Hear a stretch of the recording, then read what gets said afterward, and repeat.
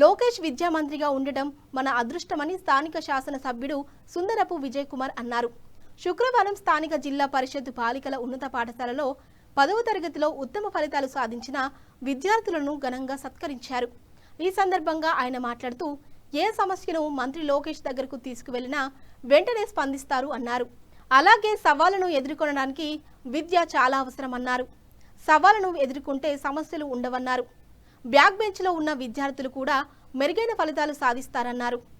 ప్రభుత్వ పాఠశాలల్లో చదివే విద్యార్థులు ఉన్నత స్థానాలకు చేర్చే బాధ్యత తమ ప్రభుత్వం తీసుకుంటుంది అన్నారు.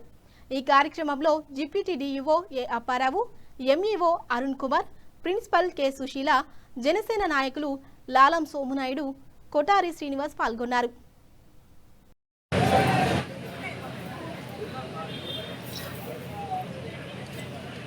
మునగబాగ మండలం నుంచి జెడ్పీహెచ్ఎస్ తోటారం నుంచి ఎల్ హరిణి 588 మార్క్స్ అమ్మాయిని రావాల్సిందిగా కోరుచున్న తల్లిదండ్రులు అదేవిధంగా ఎంఈఓ గారు కూడా సహకరించమని కోరుతున్నారు. పరిస్థితుల్లో మనకి ఎడ్యుకేషన్ ఎంతో ఉపయోగపడుతుంది.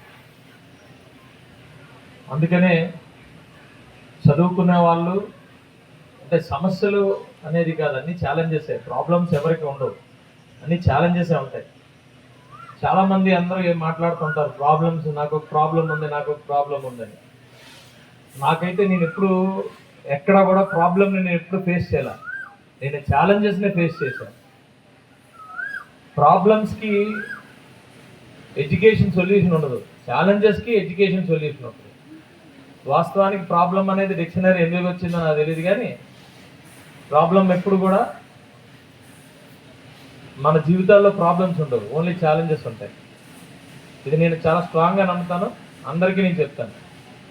సో మన ఛాలెంజెస్ని మనం ఎదుర్కొనేటప్పుడు ఎడ్యుకేషన్ అనేది మనకు వైటల్ రోల్ ప్లే చేస్తుంది. మనకు ఆలోచన విధానాల్ని, మనకి ఆ సొల్యూషన్స్ ఇచ్చే పరిస్థితుల్ని మనకి చాలా ఈజీగా ముందుకెళ్ళే పరిస్థితి ఉంటుంది.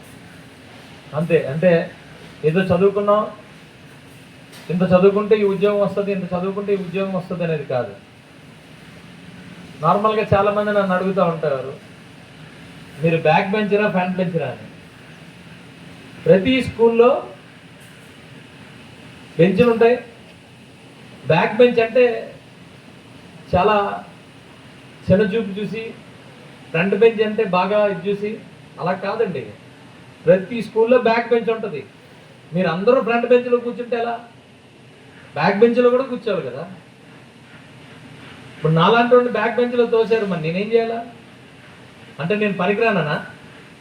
అయితే నేను కూడా ఒక బ్యాక్ బెంచ్ డెఫినేషన్ నేను కూడా చెప్తా. ఫ్రంట్ బెంచ్ వాళ్ళు ఏం చేస్తారంటే ఓన్లీ టీచర్ని, అకాడమిక్స్ మాత్రమే కాన్సన్ట్రేట్. అందరికీ నమస్కారం అండి. నా పేరు సుశీల. నేను ఎలిమెంటరీ గర్ల్స్ హై స్కూల్లో హెచ్ఎంగా పనిచేస్తున్నాను. మాది హై స్కూల్ ప్లస్ అండి.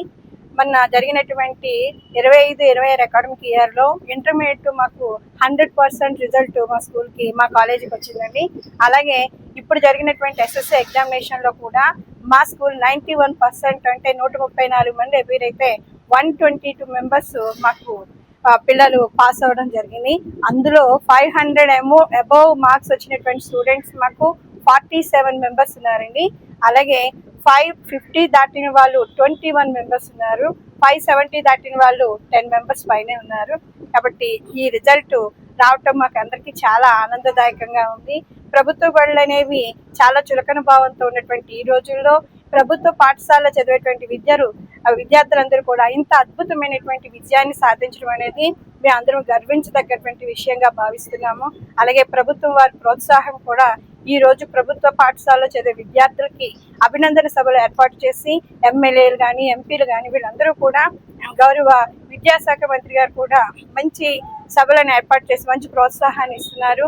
ఈ ప్రోత్సాహం మా అందరికీ కూడా ఎంతో విజయాన్ని చేకూరుస్తుంది. మేము ఇంకా ఉత్సాహంతో మా విద్యార్థులందరినీ కూడా, అంటే పాఠశాలకు వచ్చేటువంటి విద్యార్థులందరూ కూడా, అంటే ప్రైవేట్లో స్కూల్కి వేలు ఖర్చు పెట్టి చదువుతున్నటువంటి ఈ రోజుల్లో వాళ్ళతో సమాన స్థాయిలో విద్యార్థులు మార్కులు సాధించి మంచి మార్కులతో పాస్ అవుతున్నారు. అలాగే మా స్కూల్లో ఇప్పటి వరకు కూడా కింద సంవత్సరంలో 888 మాకు 8 మెంబర్స్ వరకు వచ్చాయండి. అలాగే ఈ సంవత్సరం కూడా మేము డబల్ డిజిట్ వస్తుందని మేము ఆశిస్తున్నాము. మా కళలు నెరవేరాలి.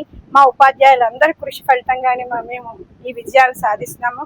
ఆ విజయాల వెనుక విద్యార్థుల కృషి, వారి తల్లిదండ్రుల తాలూకు ప్రోత్సాహం అన్నీ కూడా మాకు ఈ పాఠశాలకి మంచి పేరు తీసుకురావడానికి